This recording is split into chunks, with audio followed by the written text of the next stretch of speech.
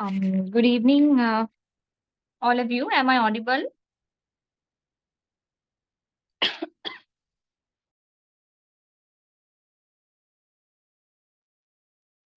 Good evening. Yeah, Miss. Right, great. There's a small problem, right? I think you have like now they notified you of the chat also. My laptop suddenly, I don't know whether you all are aware of this in Windows 10. There's this issue where suddenly the Wi-Fi and all gets it doesn't show. That's I got to know that it's a common issue with Windows 10. I think I had to upgrade it to Windows 11 or something. So if anyone knows how to solve it, tell it to me. So I couldn't do so because of that. My laptop is having an issue, so I have joined through the phone because I can't risk the class today because you have only today and next week to finish this off. So what I will do is I think Miss Prasha here have your coordinator have um, shared the slide set with you. Am I correct? Did you all see?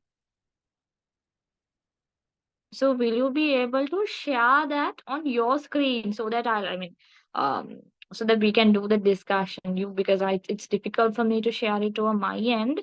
So if anyone can share it from your screen, that will be really great.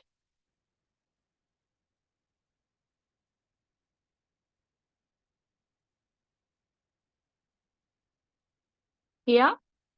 Anybody who's in a possibility of doing it?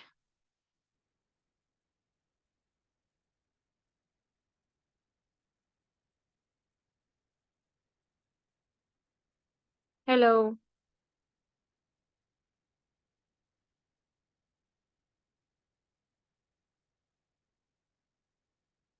Yes.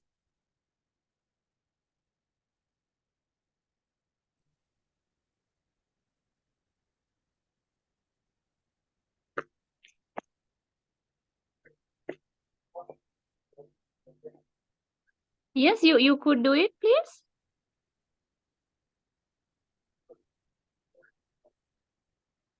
The slides have been already shared in the chat. That was what I was informed of.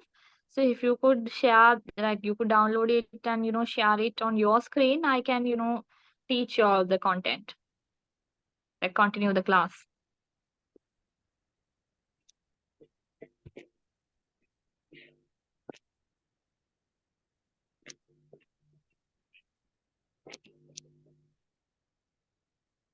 Sirajdeen, is it possible?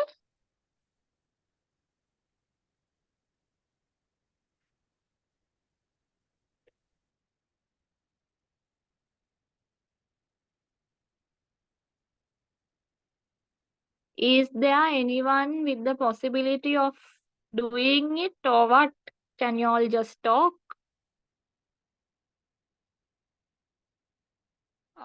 No, Siraj, I couldn't hear you. Maybe you could send it in the chat. Are you possible? It is possible for you to do it? Your mic was on, but you didn't talk, like we couldn't hear you.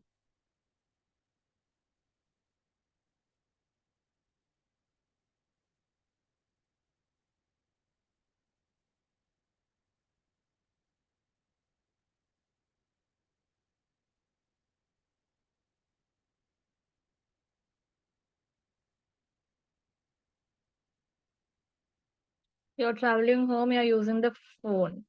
Right. But if are you in a possibility of sharing it even over the phone? Is it difficult for you? Anyone else? The other two, Shalika and Bhavanya, um, are you all using laptops? Is it possible for you to share it?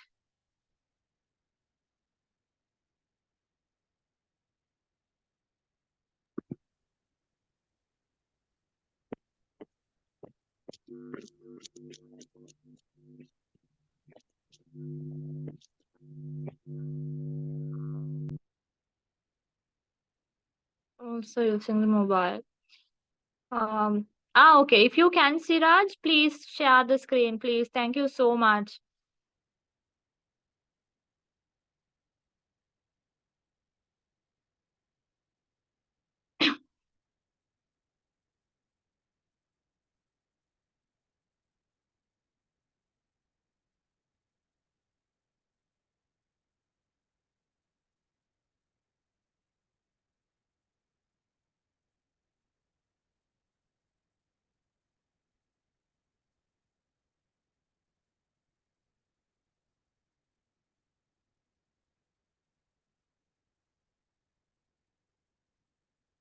Yeah, Siraj, maybe you can.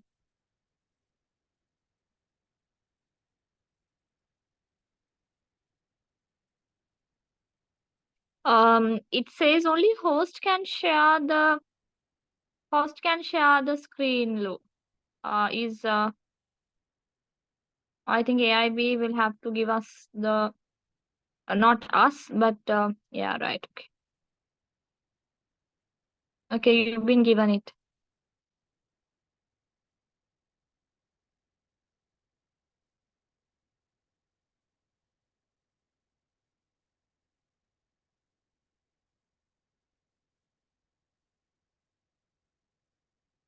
Siraj, you are now the host. You can share the screen.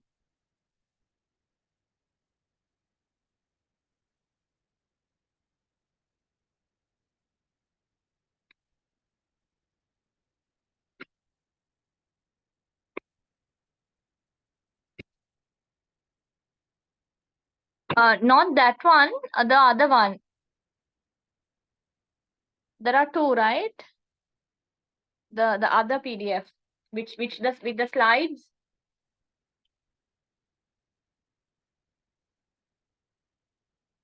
Right, fantastic. That's the one. Okay.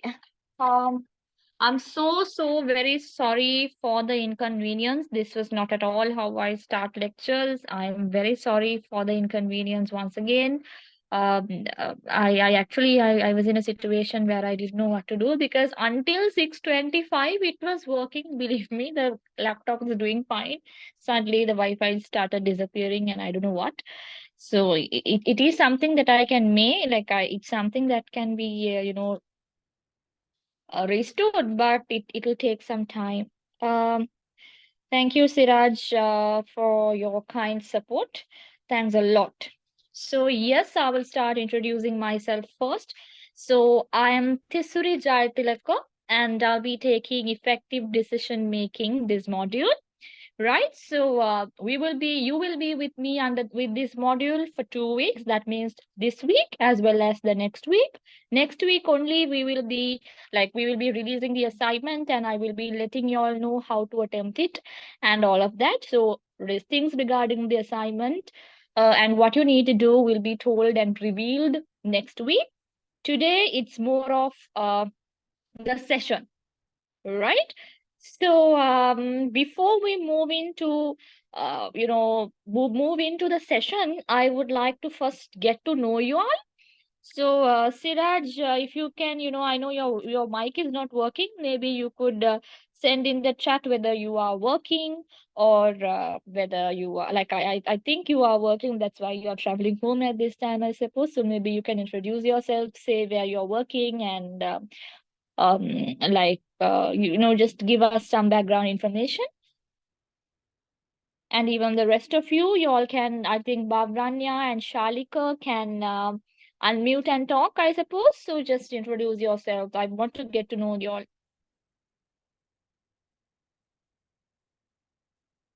You live in Qatar and you're working for a marketing company. Excellent. Great to have you here. Fantastic.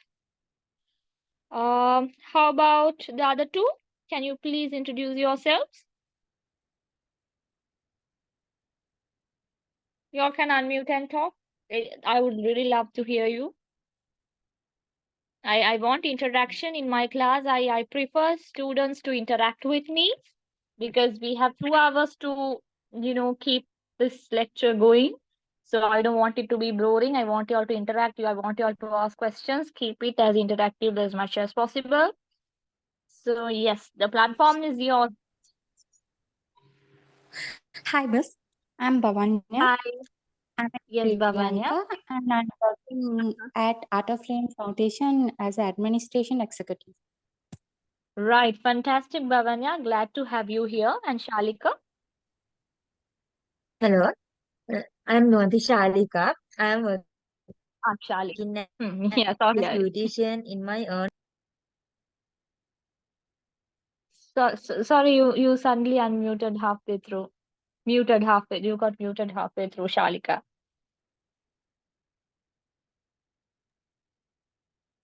I am working as beautician in my own working place. Right, fantastic, great. We have a businesswoman in the house. Great. Um, so lovely to have all of you. I think we need to have one more, no? Or this is it? Are you all the batch? Do you all know each other? Is this the first time you all are like like meeting each other also? Yes. Or right. Okay. Anyway, so Siraj, you can go to the next slide, the learning outcomes. So yeah, so today we will be discussing. I hope to cover. I don't know whether we will have enough time. We have a 2-hour lecture. I think I missed about 15 minutes of the lecture, so I will try to finish it. But I will still try to finish it by 6:30 or something. 8:30, because I don't want to you know take your time at this time of the hour. So I think I will be able to cover what do you call all the whole session today. But if we are not able to cover the whole thing today, I will do the rest of it next week. All right. So today we will be discussing about the kind of decisions managers make in organizations, and also what is the decision making process out there. And also we will be discussing about what kind of tools managers can use to really make successful decisions. Right, decisions that can be properly implemented, decisions that can bring long-term returns. What kind of tools can be used to assess the situation? So we will be discussing of all of that. Before we move into that, I would like to first ask you all whether you all have covered any other modules regarding business management or marketing.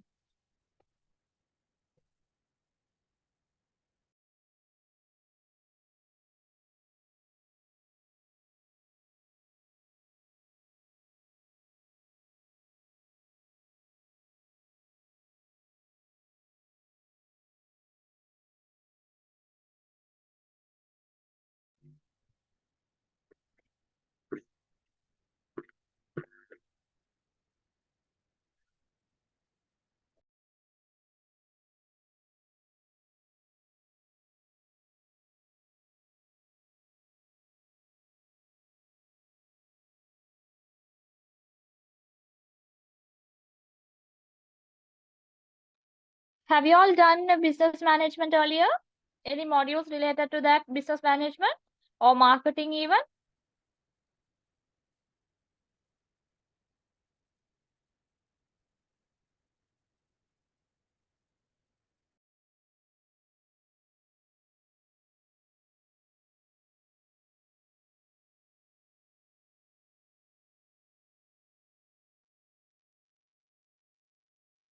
Not yet. So this is the first time. Is it the same for everyone?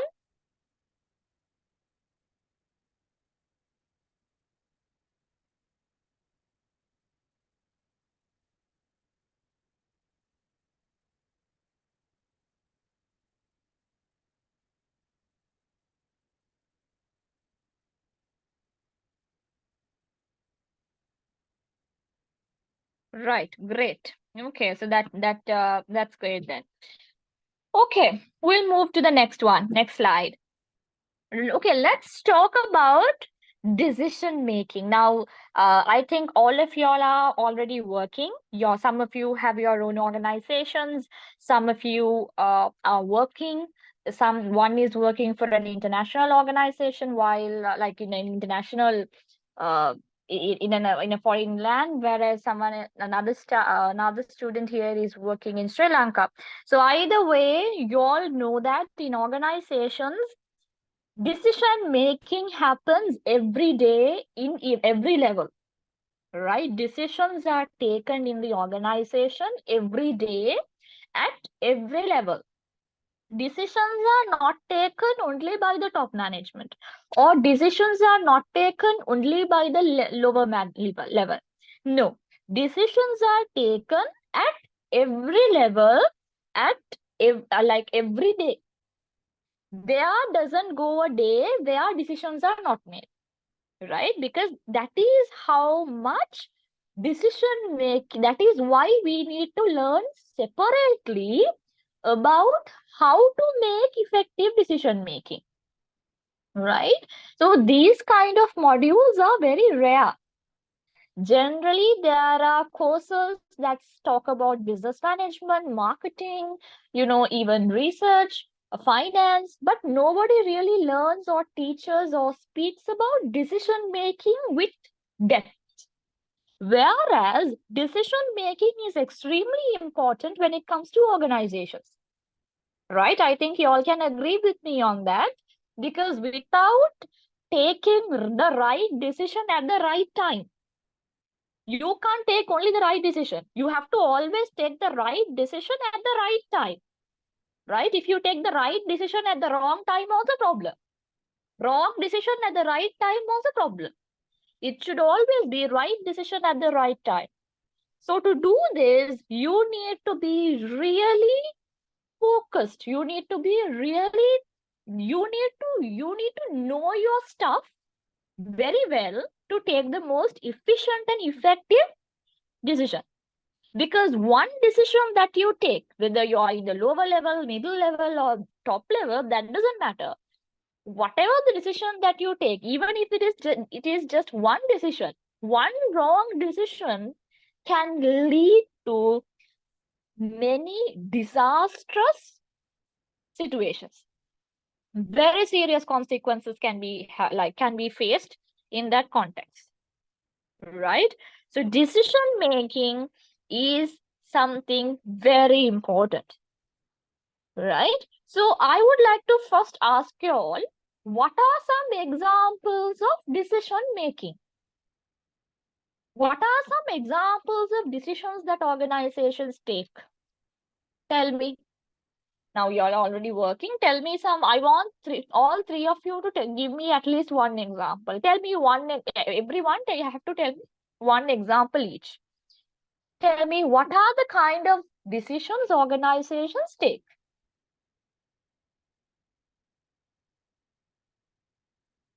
Yeah.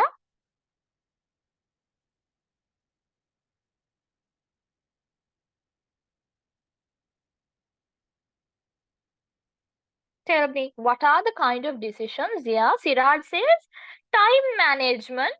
Okay, now most of the time, employees, they take decisions on how to manage the time, like how to meet deadlines, how to finish projects on time, how to meet client requirements on time, how to get back to customer requirements on time. Likewise, decisions based on time management is constantly taken by employees in organizations. Right, good. Other two, tell me two other decisions organizations take.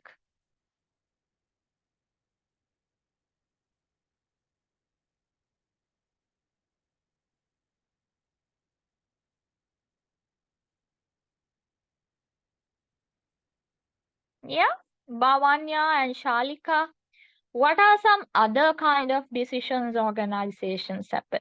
Now, Shalika, you're having your own business. So tell me one decision you have taken, or you are planning to take something. Even Bhavanya, share your experience. Tell me, what are some decisions in your company they have taken? Keep it going, talk to me, interact with me, so that this doesn't bore you, like you get something out of this module. I don't want this to be a lecture where you just listen and sleep or something. I want you all to participate. Yeah, tell me.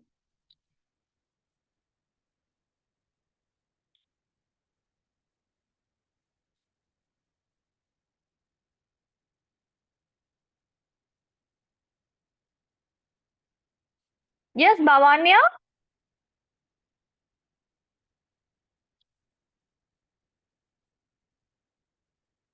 Okay, saving money, right? Yes, that is cost saving. organizations, whether it's a big organization or a small organization, all of they are trying to maximize their profit by saving cost, right? So they take lot of decisions to save money or to save the cost of the organization. Sometimes they cut down salaries, they take decisions in cutting down employee salary. Sometimes they take decisions where they try to increase the prices of the product or service they're offering in order to make a profit, right? Sometimes now you can see in organizations, they say save electricity, right? So electricity, one way the sustainability part is there by saving electricity. The other way is, the other side of it is, when you save electricity, it is saving the cost for the company, right?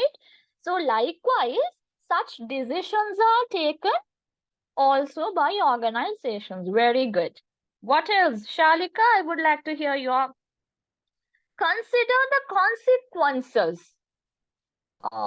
Okay, so what you're trying to say is, when you take a decision, right? When you take a decision, you have to consider the consequences. That's fine, but I'm asking an example of a decision. Decision එකකට උදාහරණයක් මෙන්න මෙහෙම තීරණයක් මං ගත්තා. Or in a company, this kind of a decision had been taken. What are some examples for that, Shalika? Any idea? Quite easy, very direct, very straightforward.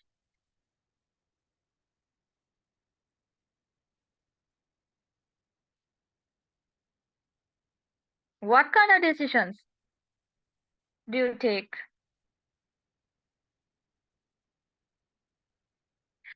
Now, there are situations where, for example, some companies, they decide, okay, we are going to launch a new product or a new service, or we are going to enter a new market. We are going to enter the international market, or we are going to now, earlier they were only serving women customers, but now they are going to expand the market to gents and or kids even. All right. Likewise, those are some decisions companies take. Very easy question. Okay, so those are some examples companies take. Some examples of decisions companies take. Right. So now there are different amount of decisions that organizations and managers make. Right. What Shalika has shared something. Let me see. Sharing information about my salon through social media. Very good. So that is all. Now in the current context, social media and digital content creating is very important, right? So you need to make your brand aware among the customers. To do that, social media is one of the best platforms to do that. So taking a decision to increase your awareness in social media is a decision the company takes, right? So yes, very good, excellent. So now, like we discussed, there are many decisions companies are taking over and over again, right? So for us to understand about decisions better, we can classify businesses under 3 types.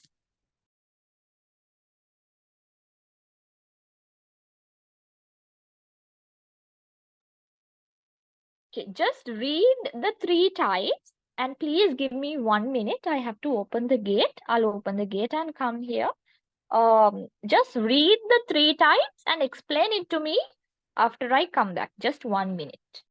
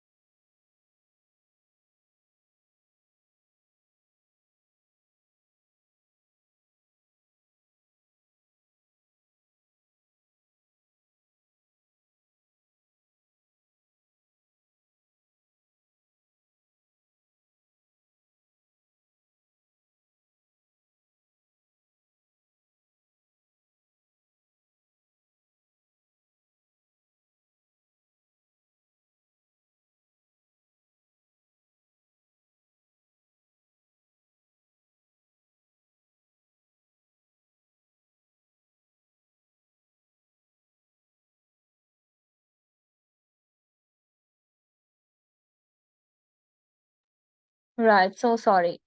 Okay, so what are the three types of decisions? One is unstructured decisions. So with the name itself, you should be able to understand what it means. Unstructured decisions. What is that?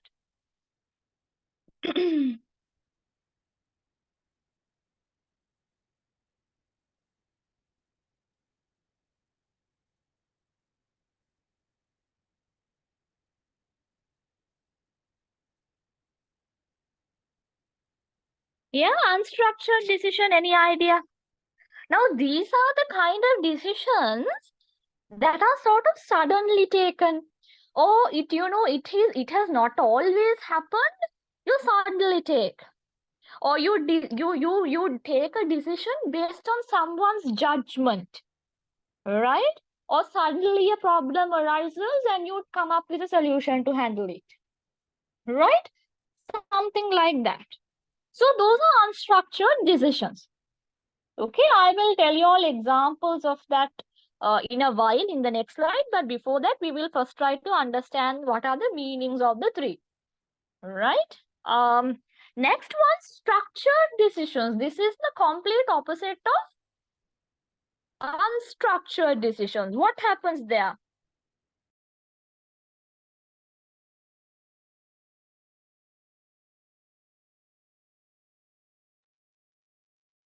What is that? So this means these are the kind of decisions which are being taken for a long time. Like it has been taking over, like the decisions that have been repeatedly taken. Right now, for example, maybe giving bonuses. Right? So it is not a decision that is suddenly made every year for Christmas or something, or the end of the financial year. They give a 10% bonus or something. So that is something maybe the company had always followed. So that's a structured decision. Right? So there's a proper procedure and a way of handling it. So that's a structured decision. This is the complete opposite of a unstructured decision. Next, you have semi-structured decision.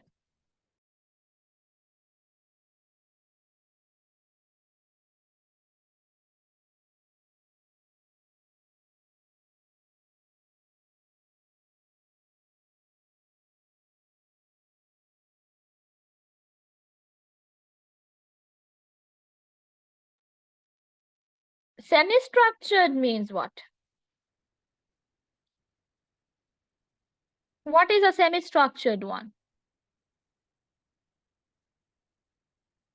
This has characteristics of both structured and unstructured, which means part of the decision, like either the part of the decision has been followed a proper procedure or something, but other half taken by someone's judgment. Right? Actually, in organizations, semi-structured decisions are taken a lot. Right? Because if you all know that the business environment is very volatile. Volatile means always changing. Whatever happening today is not what will happen tomorrow. Right? Suddenly everything can change. Coronavirus is a classic example of the changing environment. You all know overnight everything changed.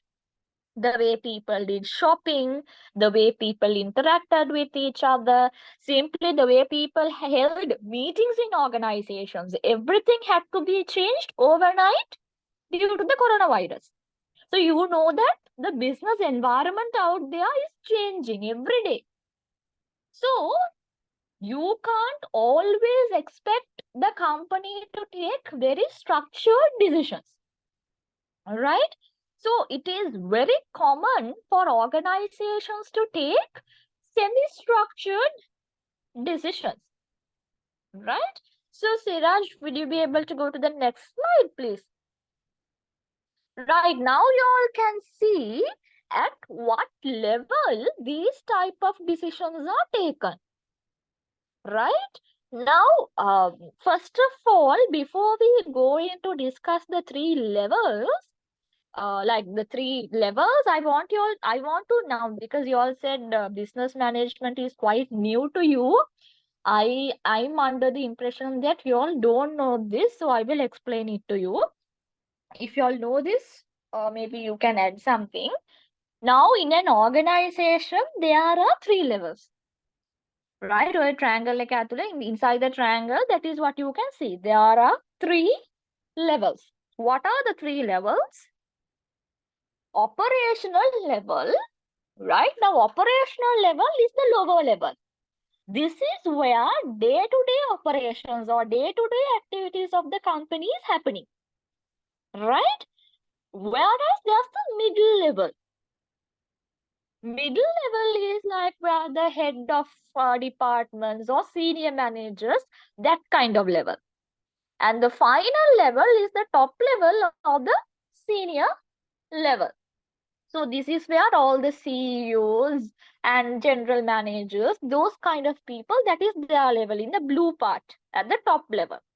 So in an organization, you will always have 3 levels: lower level, middle level, and the top level. So lower level is sometimes called the operational level, because this is where all the operational decisions, that means day-to-day activities, are taking place at this level, right?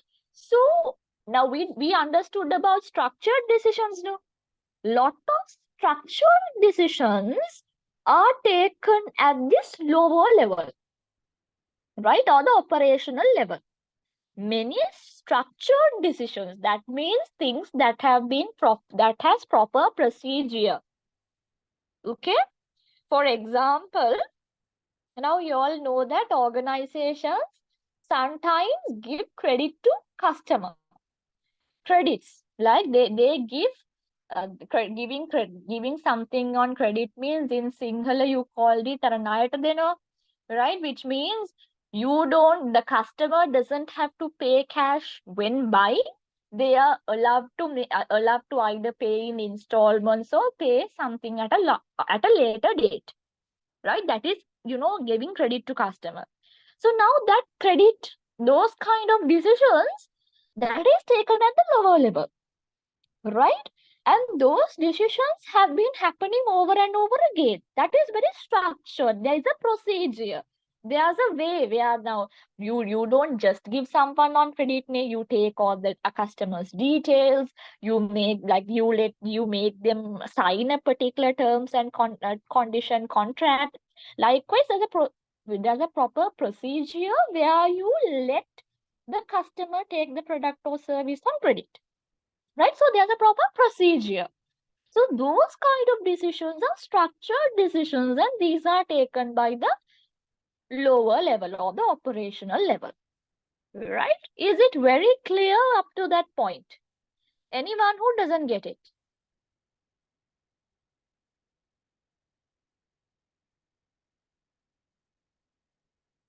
All good? Great. Right. So if by any chance you do not understand, you can always put your hand up. There's a raise hand option. Put your hand up. Then I know that you all have a question. Right.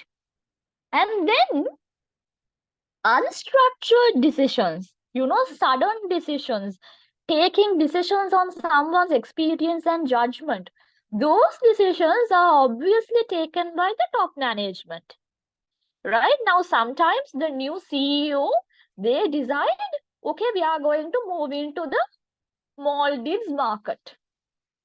Right? We are operating in Sri Lanka, but now we are going to expand our company into the Maldivian border. Right? Now, that is a decision the new CEO takes suddenly, but based on his or her experience, his or her thorough judgment. Understand?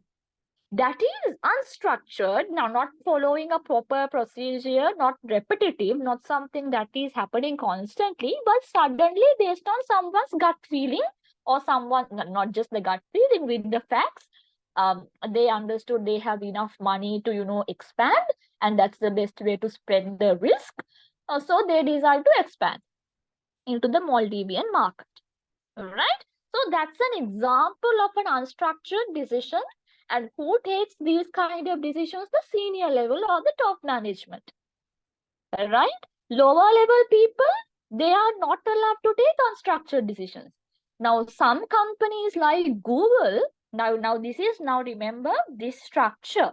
Now, this particular thing, now I'm telling you, lower level people are taking structured decisions, top level takes unstructured decisions. Now, this thing, it is not always 100% applied to all companies. Huh? Now, for example, companies like Google, they give employees a lot of autonomy. Autonomy means control. Even lower level people can take some unstructured decisions. So that depends on organizations, right? So that is there. So that is there. Okay. So but most of the time, this is how organizations work. But it's been in different contexts.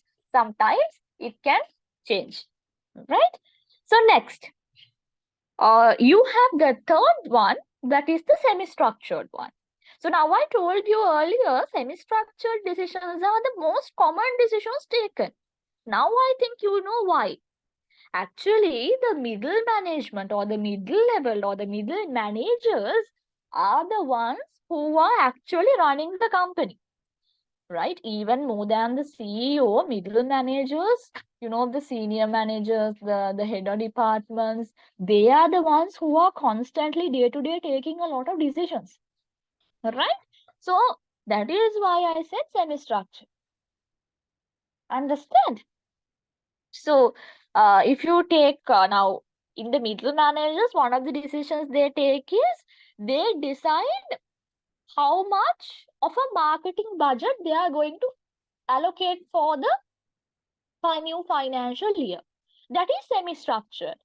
Now, why it is semi-structured? Now, take the marketing budget for the for the new financial year. Now, structured part of that decision is every year they plan a decision. They plan a budget. That's the structured part. But unstructured part is what? How much they are going to allocate.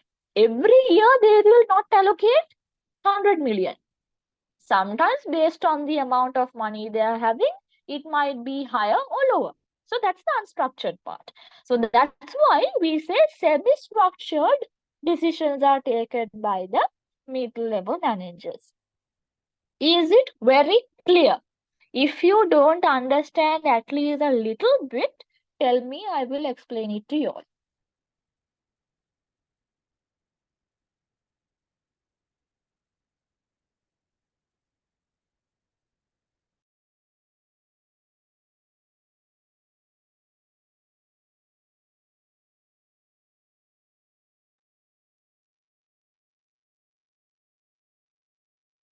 No questions? Good. Okay, Shiraj, you can go to the next slide. Okay. Now we are moving into the process, right, of how to take a decision effectively. Now we were discussing the kind of decisions managers take, right? Now when it comes to a manager, their main responsibility is to take the right decision at the right time, right? So now if you can remember earlier, Siraj accidentally shared another PDF that was also shared to you, I think, by the coordinator. So that has more detailed information about this process, right? From Dartmouth University, they have they speak about this more, and that PDF is shared to you. You all can have a look at it and even do some more additional Google search to understand the 7 steps to making a effective decision. So let us first understand or try to let us try to discuss the 7 steps involved in the decision making, right? First one, identify the decision. Okay, I'll do this. Siraj, I'm so sorry to sort of bother you. Is it possible for you to share that other PDF? The other one that you accidentally shared earlier with the proper PDF on this thing? If possible, please share it to me. Not to me, I mean on the screen, please. Fantastic. Thank you so much, Siraj. So this document is also shared to you all. So you all can see this has more information on this. All right, and more information, more details on the 7 steps that are involved in taking a effective decision. All right. Let us discuss the first step. Identifying the decision. Right? Now, before you take a decision, it is obvious and it's common sense. What is it? We need to first, as a manager, we need to realize at this moment we need to take a decision. Right? That is important.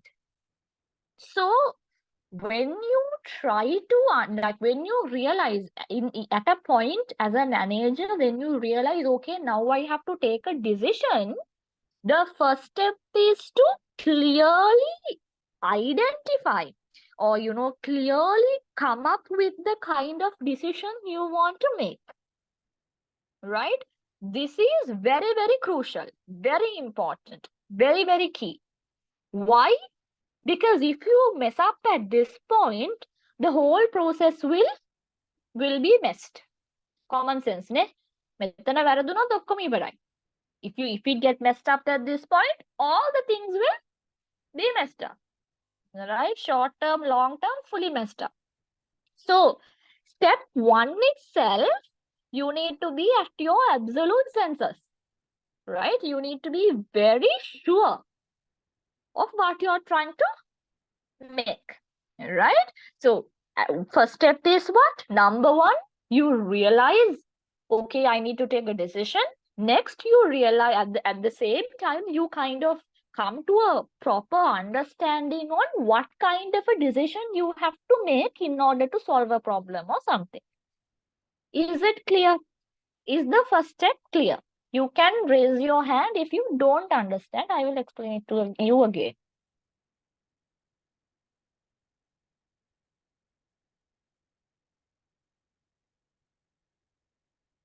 Right.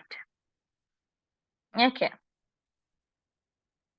Next step, the second step is to gather relevant information. Right? So now gathering relevant information is, now yes, in the first step, you have decided to take a decision. But you can't implement or you can't take the decision just because you thought to take a decision. That doesn't work. You have to first gather information and really see whether the decision you are trying to make is correct or not, or whether it is suitable or not. So you have to collect enough and more information that is relevant to the decision you're taking. No point of collecting information that is irrelevant. Right? Irrelevant information collect kalla wadak naha. You need to collect information that is relevant to your decision. Right? So you can use a lot of sources at this point. Right? You can use a lot of sources to get the information you need regarding the decision. Right? For example, some of the sources you can use to gather information could be internal. That means from the company itself, you can get some information regarding the decision. Right? And some information can be collected from external sources. For example, you can search what other companies are doing and what other companies have done to solve the problem in their company, right? And you can refer to books and online articles and YouTube videos, likewise externally, right? You gather information externally. Right, internally is where you take information from the company and also you take information from yourself.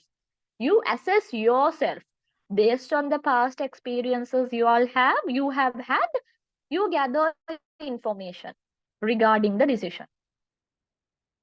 Right, for example, if the decision is to promote, if the decision is about promoting a manager or not, you try to see.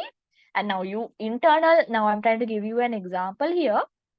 If the decision you're trying to make is about promoting an employee, internal sources is where you assess the employee yourself. Like you have had experience with the employee, with the gut feeling you have, with the experiences you all have, you collect information on that and past behavior. And from the company, you speak to other people in the company, the team members in that person's team, likewise, and you get and you look at the key, that whether he or she has achieved the key KPIs, likewise. Okay, so that's there. Now, external sources means where you see how other people are in a competitor firm, how people are promoted, what techniques they use to promote, and you look at ways of how to promote, likewise. Understand? So that is internal sources of getting information and external sources of getting information. Is it very clear up to that point? Yeah, miss. If you don't, right, great. Third step is to identify the alternatives. Now, what happens is, as a manager, when you are collecting information, right, in the process of collecting information, you will sometimes end up with identifying several other possible ways of solving the issue, right? You can come up with some additional information that will help you to solve the problem, like some other decisions that you can take. For example, if I take the same example, promoting a manager, while you are evaluating the KPIs, sometimes you see there is someone else or so many other people who are better than this person that you wanted to promote. Alternatives. That the alternatives come up or they show up only when you start digging in, when you start collecting information. So the third stage is where you actually identify the alternatives. To properly to take a decision, it's very important to know that you took the right decision. Right? So as a manager, if you want to promote someone, your consciousness, like your heart and your brain, should know that you have done the right thing, that you have promoted the right person. So for that, you need to first see whether the other alternatives that you have, the other people that could be promoted, is not worthy of it. Right? So it's very important to identify the alternatives. Right? So at this stage, you need to list out all your alternatives. It's very important to list out all your alternatives so that you take the most appropriate, suitable, and right decision. Is it clear? Any questions up to that point? Now we are at the third stage.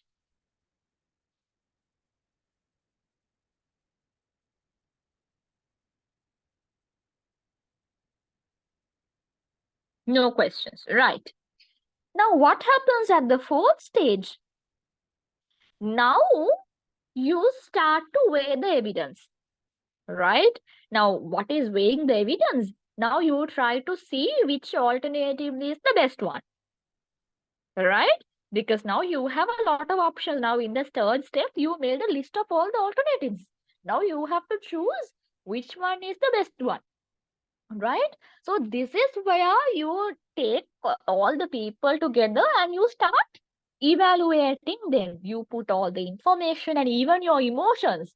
Sometimes decisions are taken based on emotions also. You can't stop that, right? So you put all your emotions and facts and you start to weigh the evidence and see which one is or which people are the most suitable. You're trying to screen and come up with at least one or two, right? That is very important, right? Actually, the fourth step is the most difficult step in a decision-making process. The fourth step is the most difficult and challenging step in a decision-making process, because this is where you have to be really clear. You need to bring all the information, even your emotions, and you need to weigh all the evidence and see which one is the best one, right? And then you need to place all the, now it's like then you need to rank them, right? Okay, in a ranking method, or some order, you need to place all the alternatives and see who is best. Understand the fourth step? Is it clear?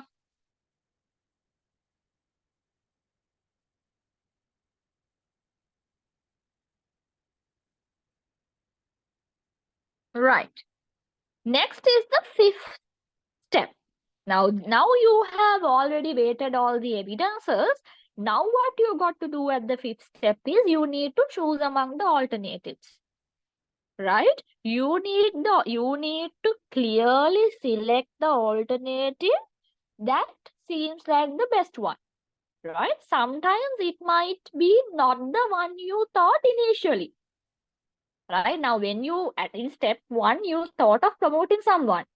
But when it comes to the step 5, you might realize he or she is he or she is not the ideal one to be promoted. Understand? Because now you have seen other alternatives, you have weighted all the alternatives. Now there seems to be someone better. Or even after the alternatives, you can come to a conclusion, okay, the first person that I thought of promoting is the most ideal. Either way, right? So that's very much what happens at the fifth point. You select it. You put down all your emotions and everything aside, and you clearly make up your mind to select the alternative, like select the most appropriate or most suitable one out of all the alternatives that are available, right?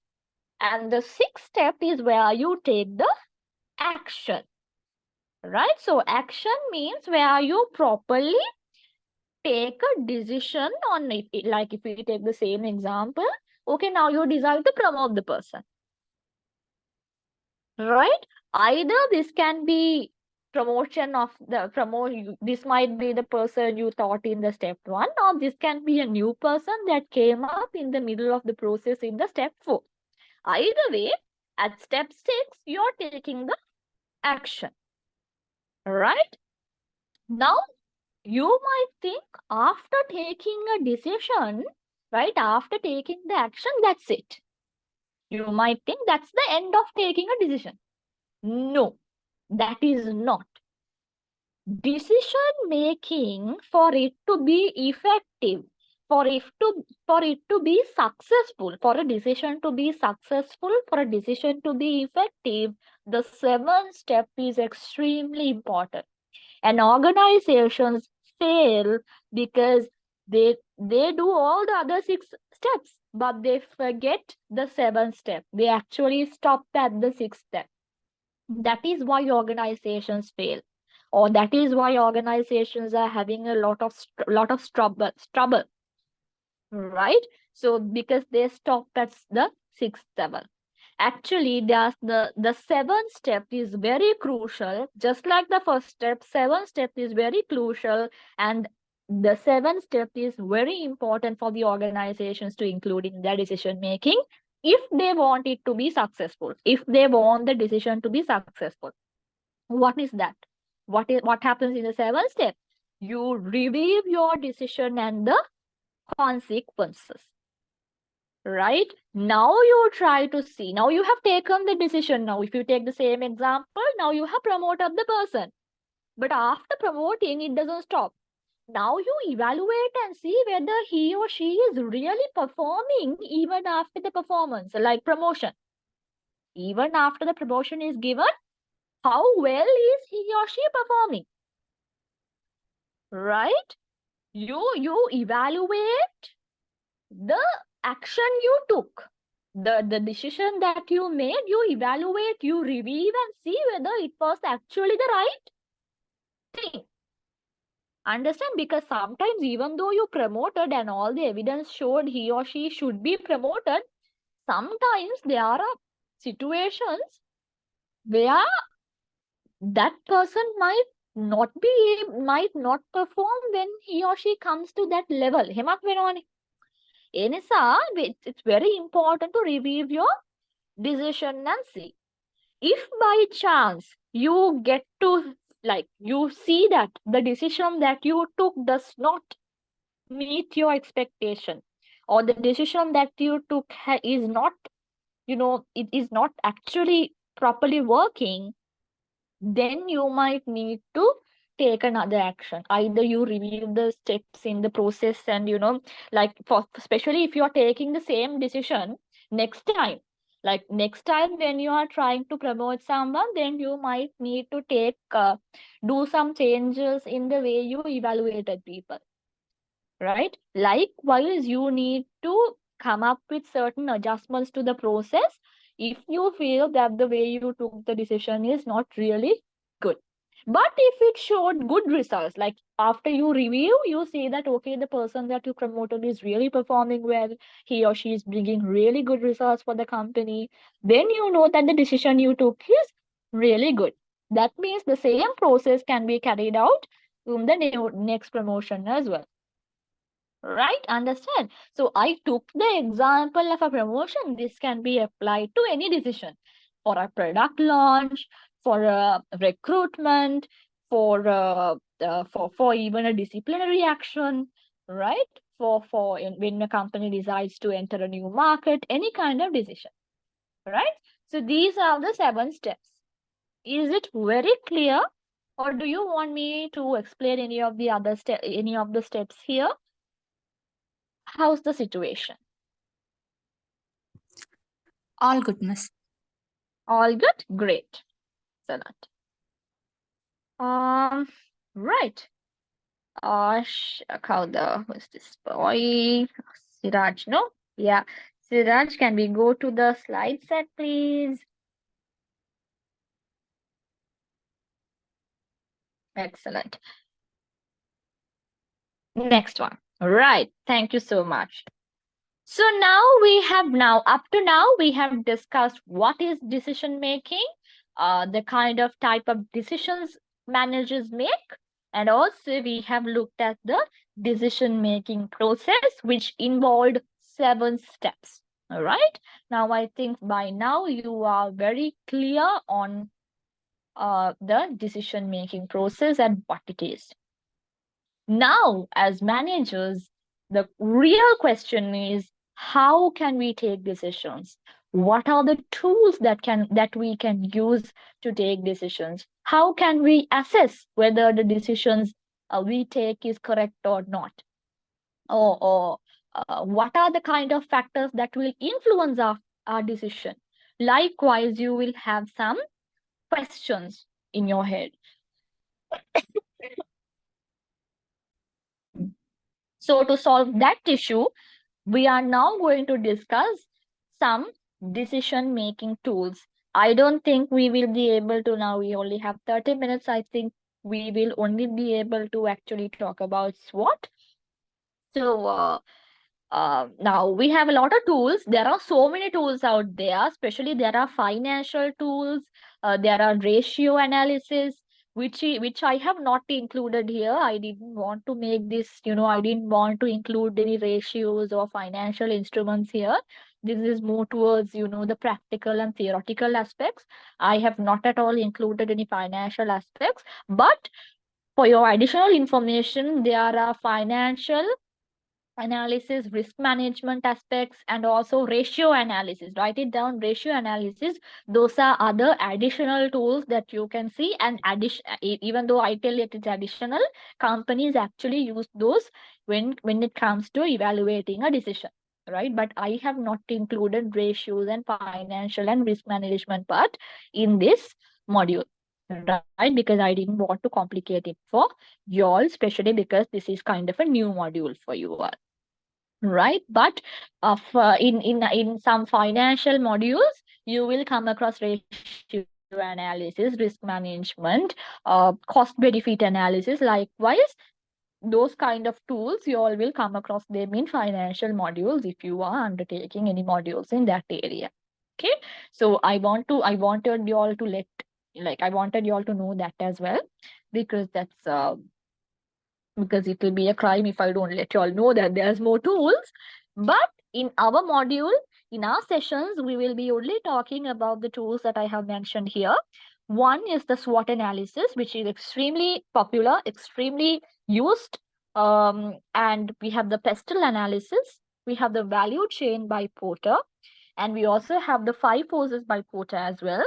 And we have the weighted decision matrix, where we evaluate. This is a tool that helps us to evaluate the alternatives we have. And also we have the force field analysis, especially used in change management situations, like when you take decisions which involves change, right? Force field analysis is commonly used, I would say, in situations where decisions are taken for change, like decisions are taken based on changes, certain changes they are going to implement in the company, right? So before we move into the other part, I would like to ask you all whether you all have you all have studied about the SWOT analysis. Raise your hand if you have.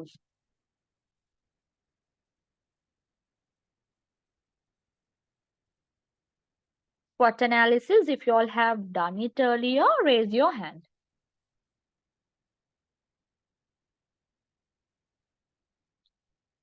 No, no one? Great, no worries. I will, of course, there's no issues. Only thing is, it's sad that previous session. Yes, previous session. You all have done about this? Okay. Has everyone, like all the two, like Shalika and Bhavanya, like all the two of you also have done about the SWOT analysis? Yes, miss. Right, that's great then. So I don't need to spend a lot of time. Did you go into detail? What was the module you all did this on?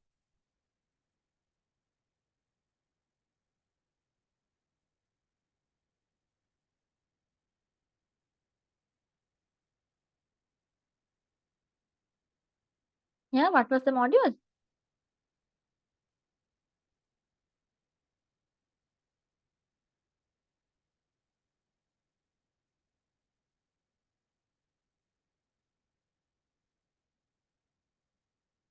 Hello, yeah. A changing business environment. So I'm sure you have done all these modules, tools. Which one did you not do? What is new to you all?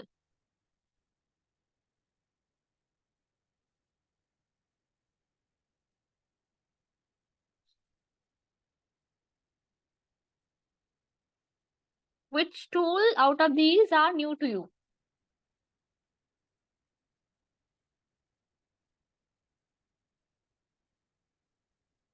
Did only SWOT and pastel. Right. Okay, great. No worries. Okay, so which means you all can help me out. You all can interact and talk about SWOT and pastel with me. So let's move to the next slide, Shiraj.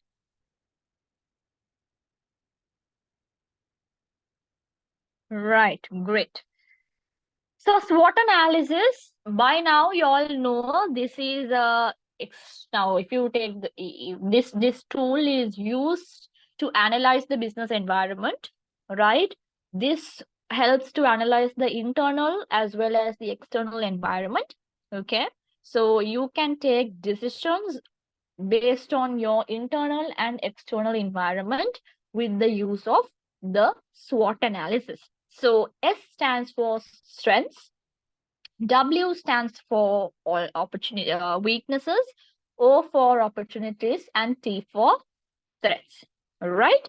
So unfortunately, I'm so sad. I'm unable to show you the videos that I have for each of these. I had a lot of videos, a lot of content. Um, so sad, but what to do? Maybe next week I will show it to you all the videos and stuff. Okay. So let's discuss about the strengths. Okay. So when it comes to strength, so strengths are what? You all can tell me. Now that you all know what strengths and SWOT is, what happens in a strength? What are strengths for a company?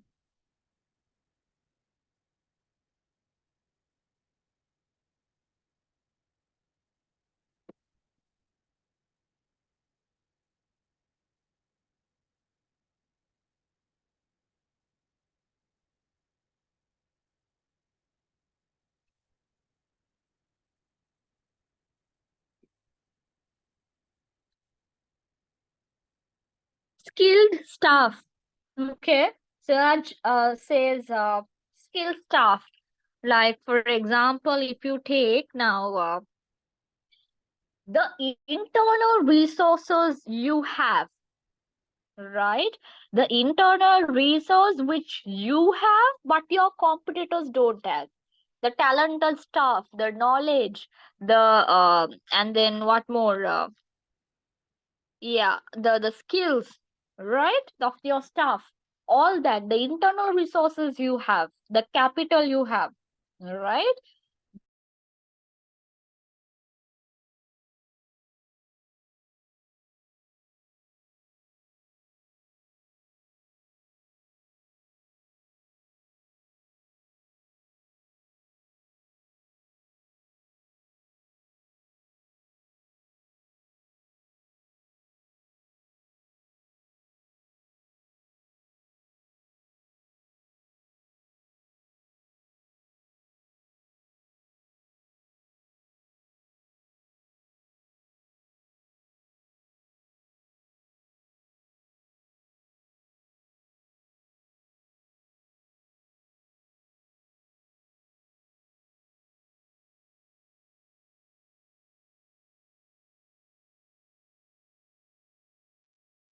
Oh, sorry.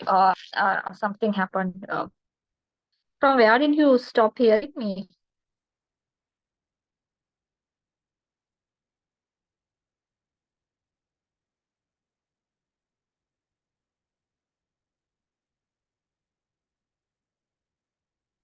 After which part, like, you all stopped hearing what I said?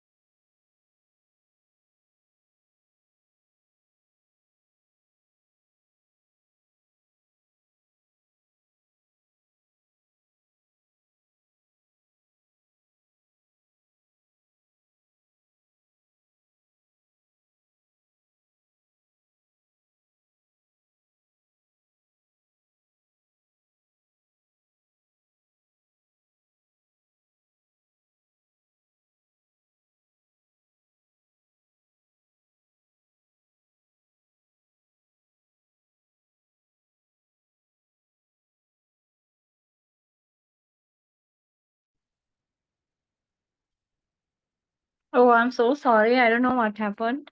Such a bad day for lectures, you know. I'm so sorry. From there, did you all stop hearing me? Like, did you hear about the qualities that separate you from your competitors? That part I was discussing about strengths.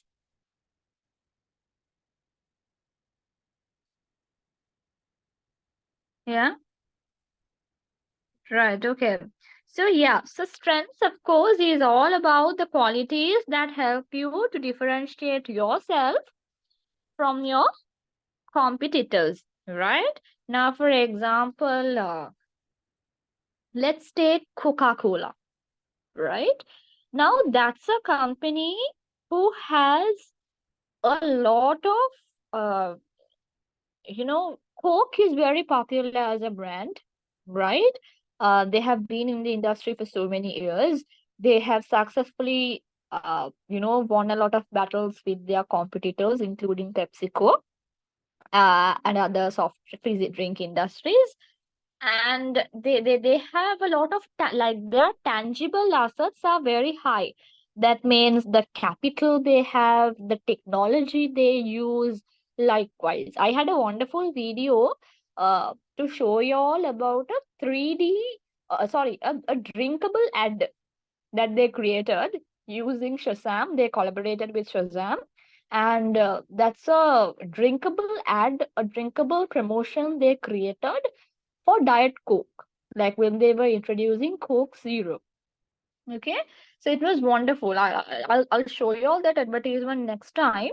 So what I wanted to tell you all is that is how a company takes decisions based on their strength. When you have good technology in your company, when you have a big market share, when you have a good financial budget for marketing, you can use it to take decisions that will be better than your competitors. Understand?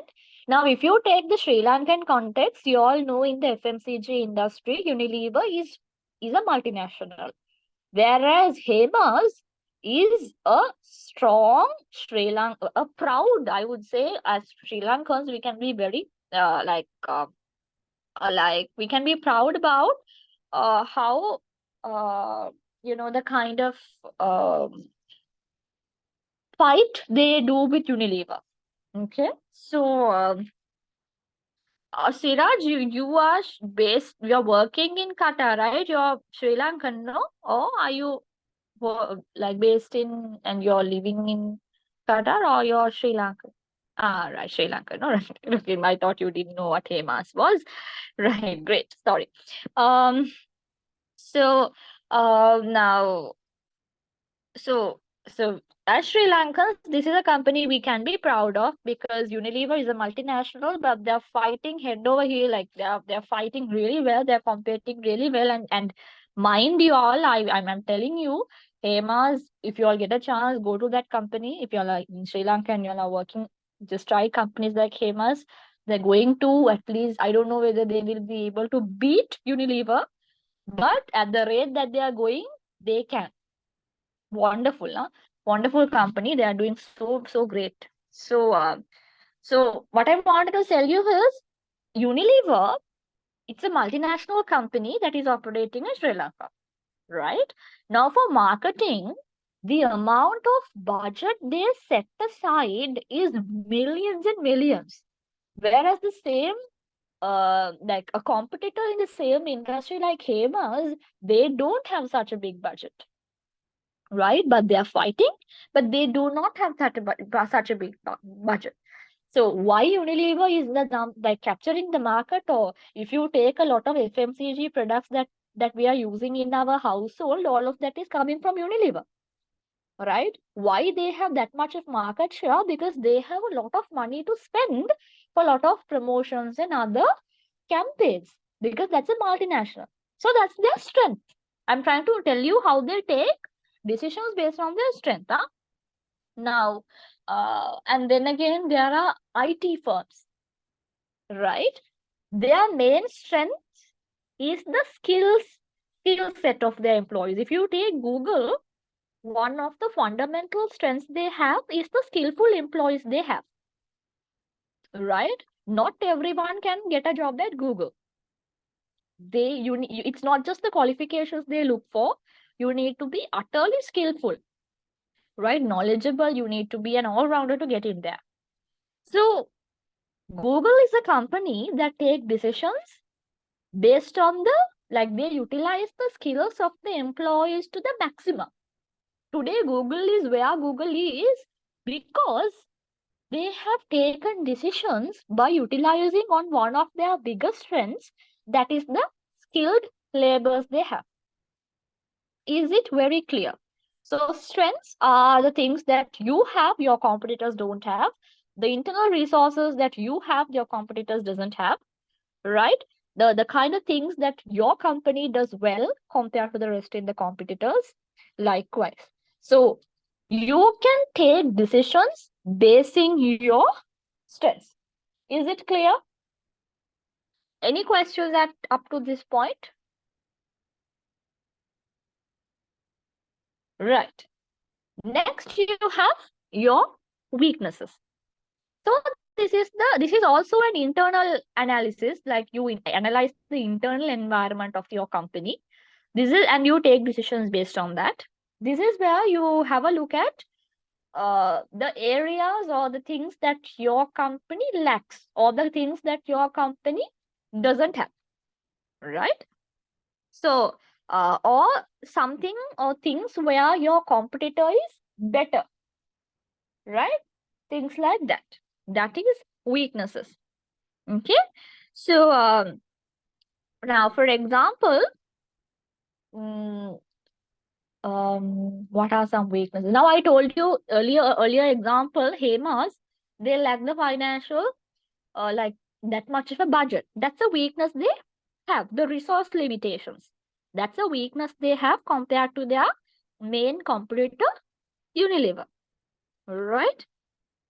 And also, some companies, they don't have a USP. That is a unique selling proposition. That means something unique, right? Some companies, they don't have something unique for themselves. Now, for example, take Apple. People are willing to sell their kidneys and buy an Apple phone. Why? Because they are selling something unique. That is what people think, and they have properly marketed in a way where people are staying in queues to buy the new released iPhone. That is because they have a USP. But there are also companies who doesn't have a proper USP, right? They don't have a proper point, like they don't have a proper selling point, right? They are just out there. Okay. Now, for example, you take Apico in Sri Lanka, the Apico Super Center. Okay. Now, they have everything. They have everything. They have like, if you walk in there, you get everything. But when I ask you of a supermarket, right, in Sri Lanka, if I ask you to name a supermarket, Apico is not the first supermarket that you will name off. It will either be Cargill's or Kiehl's. Apico will be there in the list, but not in the first one or two. Right? Why? Because they lack that USP. It's very unclear. It's a kind of a weakness they have. Yes, if we go to Apco Supercenter, the prices are also okay. We can find everything under one roof. But there is something missing. That is why they are not in the top of the in the heads of the customer. Their name is not in the top. That's something wrong. That's a weakness. Understand? So understanding your weaknesses, and you take decisions based on that. That is also very important. Now, for example, take Glowmark. I'm sure you all know about Glowmark. That's a new supermarket that has been launched in Sri Lanka. That is a part of Soft Logic.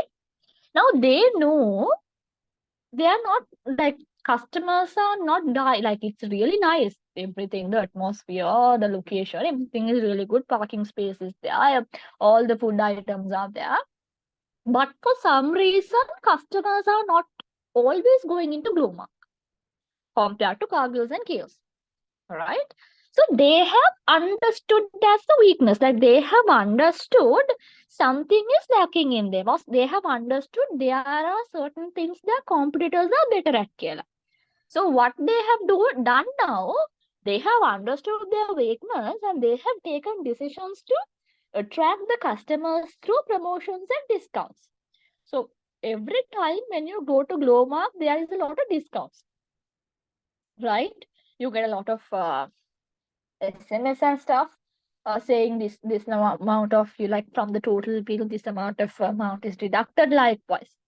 So you take decisions. Now sometimes you might be under the impression that you can take decisions only basing your strengths.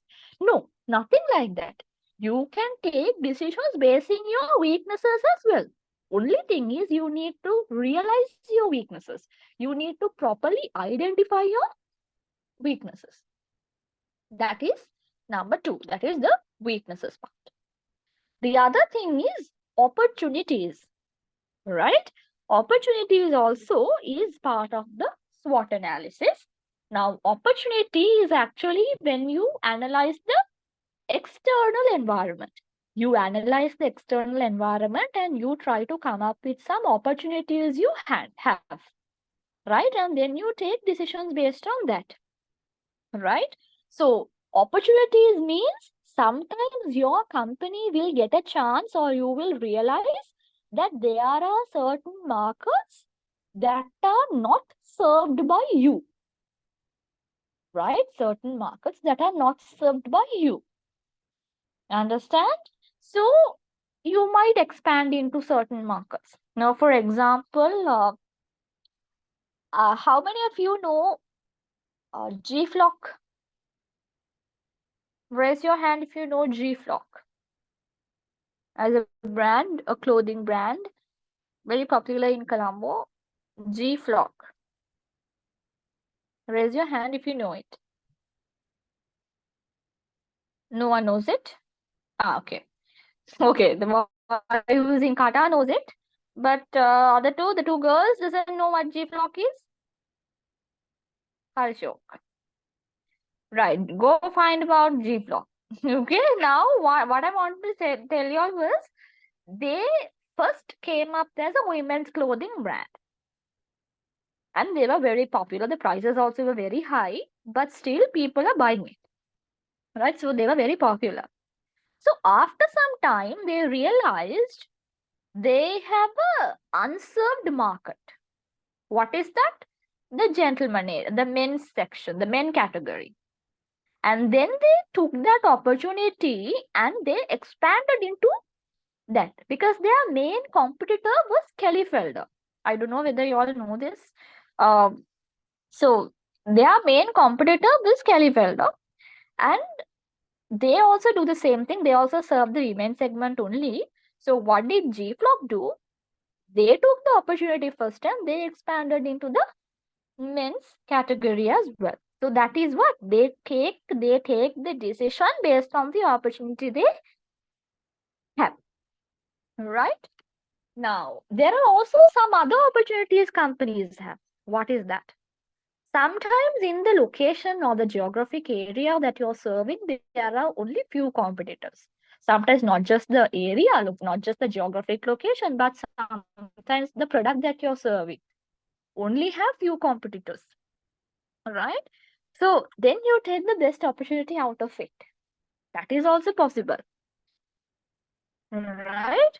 And then take now sometimes there can be sudden emerging needs for your product or service by the customers. Suddenly the customers might realize the value of your product. So as a company, you need to take a decision and you have to take this chance. Right? Now during the gas crisis, right? Gas and petrol crisis, can you all remember people were shifting to electric cookers and other kind of cookers. So those people, those companies that was selling, that earlier didn't have demand, electric cookers and stuff earlier didn't have demand, but suddenly with the situation in the country, suddenly customers started getting a need for electric cookers and stuff. So the companies that are selling it suddenly started, sometimes even they took decisions to increase the price a bit because they knew customers are in need and they will anyway pay a higher price. So those are the decisions they took. They took that opportunity, right? That's how you take decisions. Okay, and you take an opportunity to promote your company, right? That's also there. Sometimes negative marketing is also part of this. Sometimes something terrible happens and then only customers feel. Now, earlier customers had no idea about your company. Suddenly a negative review goes on Facebook or something, or a customer says like a viral video goes on about something negative, and suddenly the company becomes popular. If you're a smart person, you should be able to take the decision, like a good opportunity out at this point. Understand? So these are the decisions that you need to take. All right. I hope it's clear. If it's not clear, let me know. Next, you have threats. Again, threats are what? Threats are external environment. Something, certain factors that come from the external environment. Right? So what happens? These are sort of challenges, barriers, difficulties that the organization faces from the external environment. So these are very uncontrollable. The company cannot stop these from happening. But what can the company do? The company can take decisions to manage the situation. So through the SWOT analysis, you will be able to identify the kind of threats your company is having and take precautions, come up with decisions to manage the situation. Right? So for example, for most of the companies, one of the main threats they are having is new competitors entering the market. So that's uncontrollable. You can't stop others from entering, but you can always manage it. Right? You can always manage it. Maybe you can reduce prices, maybe you can do something like you can give or you can interact more with your customers, that kind of a thing, right? And then changing regulatory environments, right? Now, so suddenly things can change, like certain regulations, certain legal aspects, those can change. So can the organization control it? No, but you can manage it. Right? And then negative press and media coverage. Are you aware of the Candos situation that was happening recently? For Candos chocolates, they found a fingernail or finger or something inside the chocolate. That kind of thing was going on.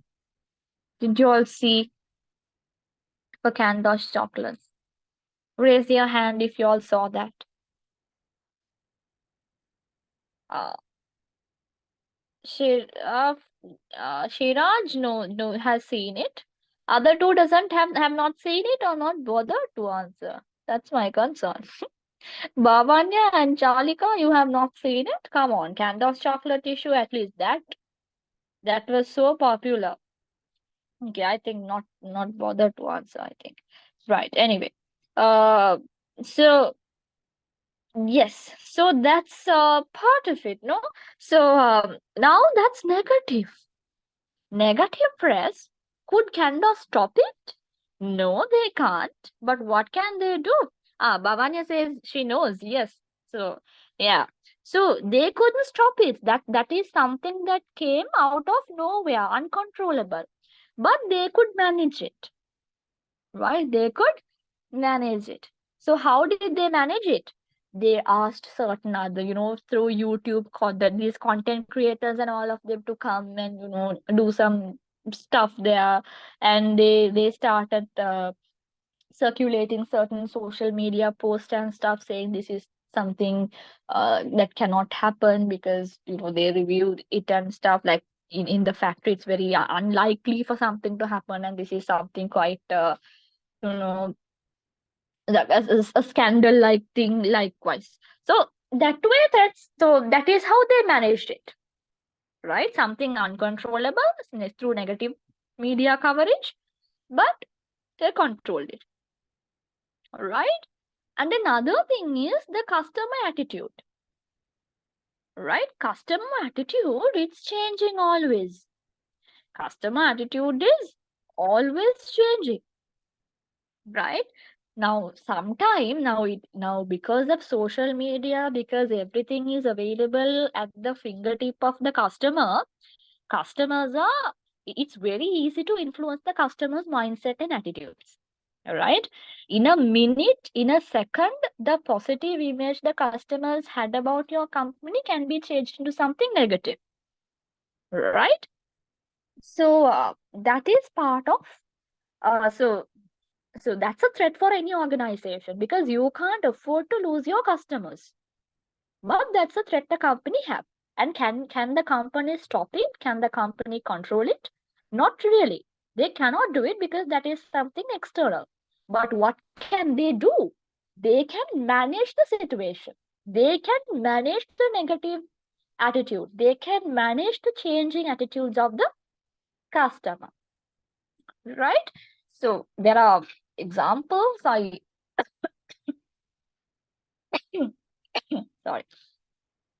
So yeah, there are some examples for that. Anything that you all want to share with how they managed the situation in changing customer attitudes towards the company, how they changed it?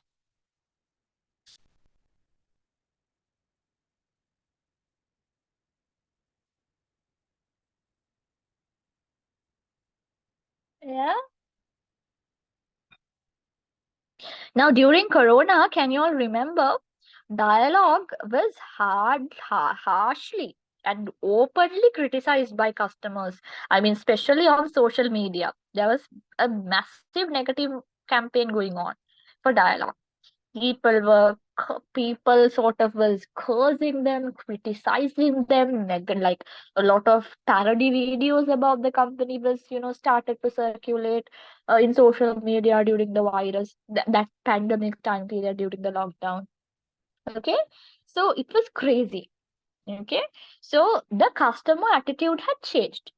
So what did they do after some time with certain promotions and some good advertisements and with their charity programs and doing a lot of they sponsoring a lot of these pandemic situations, they were able to cover it, change it, right? And I don't know whether you all can remember again during the pandemic time in Kapruka, right? In Kapruka, they faced a situation like they were sort of accused for charging higher prices. I don't know whether you all saw that.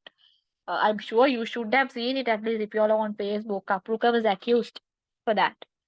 And suddenly all the customers were scolding them, saying all the negative stuff for them. But today, is Kapruka like spoken about anything negative about Kapruka? No, they are not. They are not. Right? Why? Because they were able to manage the situation. Still, Kapruka is one of the main channels, main distributory e-commerce platforms that is used to deliver stuff to the loved ones, right? So that's why I said a threat for the organization is changing customer attitudes. But what can you do? You can understand, you can be aware about this threat, and you can come up with a decision to control and manage this. All right. Okay. Is it very clear? Any questions up to that point? So with the SWOT analysis, I know it might have been boring for you, the SWOT part, because you already had done it, but I don't know whether you did it from this angle. I'm not sure, because SWOT can be interpreted and used in different contexts, right? So I'm not even in entrepreneurship you can use SWOT. In personality development you can use SWOT. So SWOT is a tool that can be used widely in a lot of contexts. So in business environment, I know for sure you might have gone into detail in understanding the SWOT, but I don't know whether you heard these examples and whether you had the same exposure. I hope you learned something out of this. So yeah, so that's about SWOT. So SWOT analysis is a decision making tool managers use to understand the internal environment and the external environment and come up with decisions to manage the situation in a smart and successful way. Is it clear up to that point?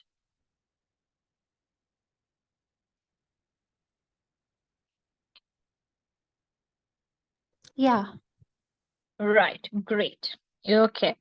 So I had about one or two videos. I will show it to you all next week, right? It's 8:30, no? So we'll wind up because the next one is we have to start with the other decision making tool, which is about pestle, which might take a lot of time. Right. So, because I want to go it, I know that you all have already done it, but you might have. I have to go into detail at that point also. So, I will not talk about it now. We will sort of wind up. Again, I'm so sorry for the inconvenience you had.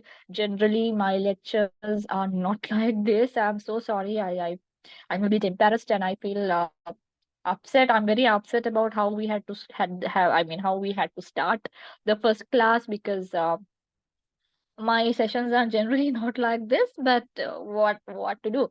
So if let's think, like, we'll make up our minds thinking everything happens for the best. So again, Siraj, thank you so very much for you know, stepping up and sharing the screen. If it hadn't been for you, I don't know how we had continued the lecture today. So you played a massive role today. Thank you very much. Especially you were traveling also, and you still put your effort here. Thank you so much. And for the rest of the class, thank you again for tolerating the whole thing and, you know, coping up with the whole situation. Did you all understand what we learned up to today? Do I need to is my teaching clear? Do I need, like, are my examples okay? Do you all understand it? How was the session today? I would love to hear your feedback. Miss, yeah, teaching really good and class is very interesting. Right. Thank you. That's great to hear. Glad that I'm glad to hear that. So good. Okay. So I will see you all again next week. If there are any feedback that you all want to give me, if I want to change my method of teaching, you can always contact your coordinator so that I will adjust my teaching methods and my slides in a way that you all want. So that, because it's important for me to teach in a way that you all understand and, you know, keep you all happy. So because I don't want you all to feel like it's a waste of time. So great. So hopefully we will have a better session next week, and I will also be releasing the assignment and telling you all how to attempt the assignment. So until we meet again, good night to all of you. Take care, be safe, and be good. Okay. Good night and thank you, Miss.